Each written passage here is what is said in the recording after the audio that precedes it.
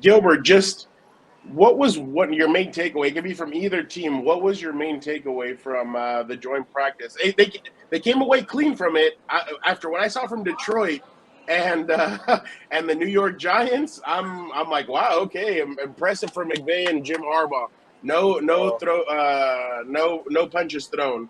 yeah, no fights, but unfortunately, Puka Nakua got hurt. I did see the play; he kind of messed up his knee. It didn't look like anything that was too severe, so I was surprised about that.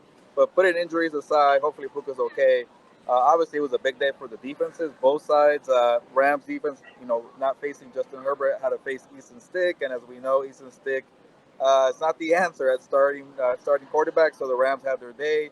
And then, surprise, surprise, Jesse Minter's defense with the Chargers, they were flying. They were frustrating the heck out of Matthew Stafford. Yeah, Stafford did not have his offensive line intact because 3 offensive linemen starters are hurt. But Joey Bosa, Thule, the secondary guys, even Nick Neiman, the linebacker, Fernando, your guy, by the way. He had another interception today. Another interception, Alohi Gilman. Yeah. But that defense with Jesse Minter was very cool to see that come together is what I'm trying to say. Yeah, put it all together because we had question marks. I had a lot of question marks about the defense, and to see the secondary have a nose for the ball, be feisty, be competitive. And by the way, that Baltimore scheme, I saw Mike McDonald's defense today. They're very good. I think they're going to be very improved like the Chargers defense with Minter. Well, and if you remember, that failed Russell Wilson trade basically gifted a lot of draft picks for Seattle to be able to go up and get those players. So, yeah, no, Mike McDonald's going to have a good system down there. Gilbert, I was very skeptical about the defense as well, just because we hadn't seen what it was going to be. You had heard Angel. What's up, Angel? Hey, I met Angel today at Chargers. He was excited about jumping on. He's like, "Where's Gilbert?" I'm like, "In Seattle." He's like, "What's he doing up there?" I'm like, "He's all over the place." Elizabeth, how are you doing? Angel. Elizabeth, hello. Senor Mouvement. Hey, Javier, boy.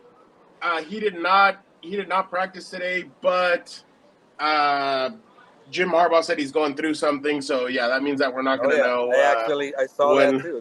Don't let Dan Dagos know yeah, about that. Yeah. So Gilbert, what I thought was impressive was when Sean McVay came over and told Alohi Gilman, "You need to be smarter." That told me, hey, you guys are flying around way too much for my offense. You guys need to kind of slow it down a little bit. And the thing is that those guys aren't slowing down. They seem really excited about this. And you have to remember, for the Chargers, especially a guy like Derwin James, Joey Bosa, Khalil Mack, they haven't had the best opportunities to win. And now it's like, okay, you're kind of there. Boom, it's time to kind of get it going. So I definitely think that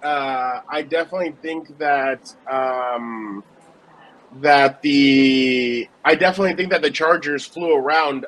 Now, real quick, Gilbert, on my side, today they worked out, according to Aaron Wilson, they worked out Compas, friend of the show, Luis Perez, quarterback. But man, you have to be worried if you're a Chargers fan about, hey, what if Justin? I think he's going to be there week 1. I think he's too much of a tough SOB to not be out there.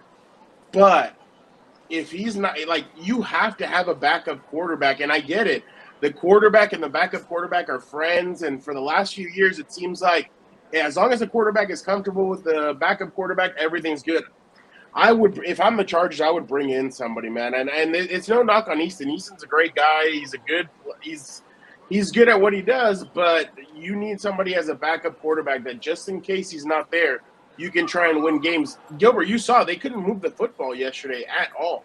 They could not move the football. So, in my opinion, I think they need to start thinking about something like that. But, oh, my God, Jorge, Jesus Christ.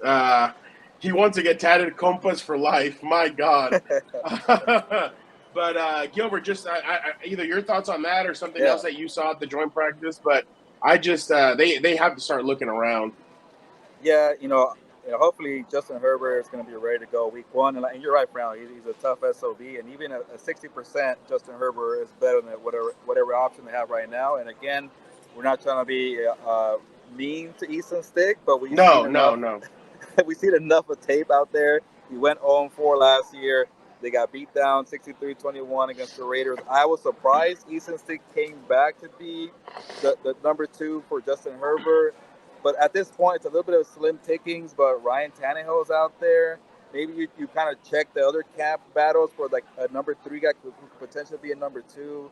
I think don't the Saints have like 4 quarterbacks? I think the Cardinals have maybe a quarterback available. The Browns have a couple of quarterbacks. Browns, Steelers might have a couple too. Yeah. So just to be better prepared, I don't get why teams don't put more focus on the backup role because you're one injury away from relying on the backup. They made a whole show about it. Blue Mountain State. How important isn't the backup quarterback? Well, that's the good life. That's when you're not supposed to play for the backup. Exactly. In case they play, so again, I think Herbert's going to be ready to go. On the Herbert front, it's a little disappointing because if you wanted to see him fully healthy and the new scheme with Greg Roman. Obviously, he wasn't going to run be the option play, run pass kind of guy like Lamar Jackson, but just to have a little mobility out there, maybe that'll be a little limited for him. And just also even in the pocket, even a drop step back, like all that kind of matters for the movement of Justin Herbert. He'll be fine, but hopefully it doesn't limit him too much where he's not able to be at an elite level. But going back to the original conversation, yes, you got to do something to improve that quarterback room. Maybe that tall guy, number 16, the lookalike of Justin Herbert, the doppelganger. Casey Bowman. No, I don't know. Maybe he does something. Okay, but I just wanted. What I'm trying to say is keep the number 2 option a competition. Don't just hand it to Easton Stick. Just find something else to maybe light a fire under him, just in case. And Gilbert, today I was out at practice and Max Duggan threw a pick. Another guy, I think Easton threw a pick. And it's kind of like, dude, you got to get some competition in here. Like, no, Jorge, I don't think signing a backup would indicate that it's worse than what it is. I just think you're prepared just in case. Because look at the kid from the Cincinnati Bengals. He came in and he did pretty well when he was backing up for, I was about to say Andy Dalton. For Joe Burrow. So I really think that they do need to do something when it comes to that. Going to Delbert's question, he said, or Delbert's answer said the Rams will have a better season, division champs. Chargers lucky to be third. Harbaugh hype will fizzle out. Gilbert, let me ask you a question, and I hope I don't catch strays for this. Did Cooper Kupp look healthy to you yesterday? At the scrimmage, well, I feel like nobody looked good at all at the scrimmage for the Rams offense. But before that, he did look healthy, but it wasn't his best showing. I saw a change from Thursday to yesterday. Yeah. He didn't look right to me. I don't know. Maybe that's just me, but I thought Puka was flying. I didn't think he was flying. The only thing is I don't want Rams fans to freak out just yet. Well, No. But it's just you don't have the full offensive line. If the offensive line is healthy and ready to go, maybe you're better off. But you can't guarantee a healthy unit. Like if Rob Havenstein's already feeling it, Alaric Jackson's already feeling it, your big signing, Jonah Jackson's feeling it. Like, honestly, it's giving me 2022 vibes. I'm sorry, Rams fans, but when you have so much injuries to the offensive line, you can't really do much. And that led to injuries to Matthew Stafford, injuries all around. So on both sides, Chargers without Justin Herbert and Rams without the line, you couldn't get a good sense of the offenses, but injuries, they do tend to linger for a while. And if you see that unit in the regular season, you're going to have a lot of problems. Yeah. No, and you see Detroit's aggressive. Detroit improved their defense, so right away the Rams are going to get tested. On the flip side, the Chargers are going to get tested right away by the Raiders, who have an improved defensive line. They got better on the offensive line. That defense gets better every time I see them, Fernando. Hopefully for them, they find the quarterback, but they're very good. Yeah, the Raiders. Yeah, defense. Yeah. No. The offense is not good, but I'll say the defense. By the way, I don't know if you saw, but our compas, Paul Gutierrez, Adam Hill, and Vic Tafer had all said Saturday, wow, okay, Gardner Minshew may have taken the step forward. Today, everybody's like, I think Minshew too. So we're playing this game where it's like a couple steps forward, a couple steps back, a couple steps forward, a couple steps back. Did I take my victory lap already? I'm not surprised. I mean, he was my number one guy. I don't know. He's not being spectacular out there. I know. So that's kind of the problem. Jorge, I mean, Flacco knows this system. Flacco's been in it before. I think but you'd have to trade for him because he's with the Colts. I don't know about Tannehill. I mean, Hey, we said that about Joe he's better Flacco than. last year, Fernando. We said that That's about true. Flacco. That's true. Yeah, I mean, why you might as well. I mean, I don't know. I don't think it's a positive note what we saw the last few weeks. But I mean, I'll digress. But all right, Gilbert, are you done with this Rams Chargers talk? It was fun I'm to see ready.